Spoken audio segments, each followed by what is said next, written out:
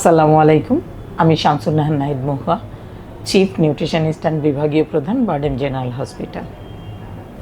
ঈদ চলে এসছে, আপনাদের সবাইকে ঈদের শুভেচ্ছা জানাই।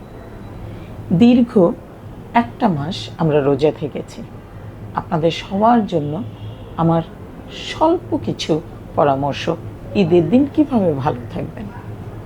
সবসময় মনে রাখবেন, আমরা অভ্যাসের আওতায়। আপনি 30টা দিন দিনের বেলা কিছু খান নাই, ফলে ঈদের দিন সকালবেলা যখন আপনি খাবারটা খাবেন তখন থেকেই কিন্তু আপনার শরীর সেটা অ্যাডজাস্ট করতে খানিকটা সময় লাগবে, এটা বুঝে নিতে হবে। ফলে খাবারটা সকালবেলা এমন খাবার নেন যেটা আপনার ডাইজেশনটা ভালো হয়। তার মানে নরম খাবার নিতে পারেন। যেমন ধরেন, অনেক বাসায় এমন হয় যে ঈদের দিন সকালবেলা একটু নরম খিচুড়ি, সেটা হালকা মশলায়। বা এমন হলো যে আপনি নর্মাল যে রুটি খেতেন সেটাও হতে পারে, সেমাই হতে পারে, ফিরনি হতে পারে, পায়েস হতে পারে, কোনো অসুবিধা নেই। কিন্তু খাবেন কতটুকু? অল্প অল্প করে। কারণ আপনার শরীরের যে চেঞ্জটা ছিল গত এক মাস, সেই চেঞ্জটাকে আপনি অভ্যস্ততায় আনবেন। একবারে খাওয়ার দরকার নেই বেশি করে। এবার আসেন, একটা জিনিস মনে রাখবেন, আমরা যদি খাবারের মধ্যে পানি খাই তাহলে আমাদের ডাইজেশনে ত্রুটি হয়, মানে এনজাইমগুলো কাজ করতে পারে না। তাহলে আপনি যখন খাবার খাবেন তখন খাবার খাওয়ার মধ্যে পানি খাবেন না।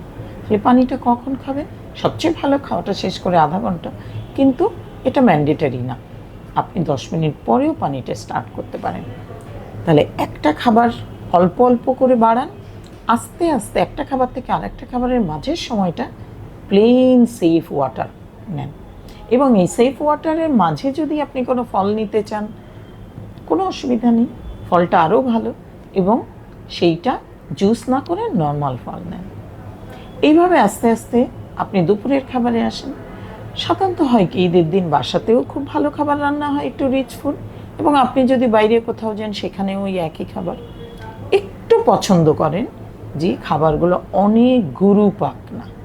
গুরুপাক খাবার কোনগুলো? যেমন ধরেন কাচ্চি, বিরিয়ানি, এগুলোকে বলে, মানে মশলাদার খাবার, অনেক তেল মশলার খাবারকে আমরা বলি গুরুপাক। এটা ডাইজেশনে হ্যাম্পার করে।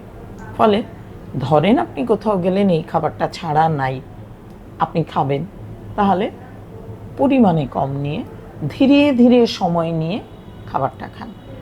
আর চেষ্টা করেন একই বেলায় অনেক ধরনের মাংস না খেতে। তার মানে ধরেন কোথাও বিফ আছে, মাটন আছে, চিকেন আছে, আপনি যে কোনো একটা পছন্দ করেন। যদি কোনো মাছের আইটেম থাকে সেটা পছন্দ করেন, সবজির কোনো আইটেম থাকলে সেটা পছন্দ করেন। সবচেয়ে ভালো কি জানেন? সালাদ নেবেন এবং ডেজার্টটা নেন। তাহলে অল্প অল্প করে দেখেন আপনাকে সব নেওয়া হয়ে গেল।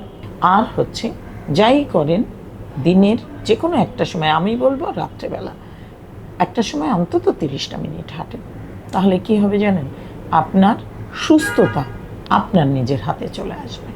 আপনি যে অসুস্থতা ফিলগুলো করবেন, সেই অসুস্থতা আপনি প্রিভেন্ট করতে পারবেন।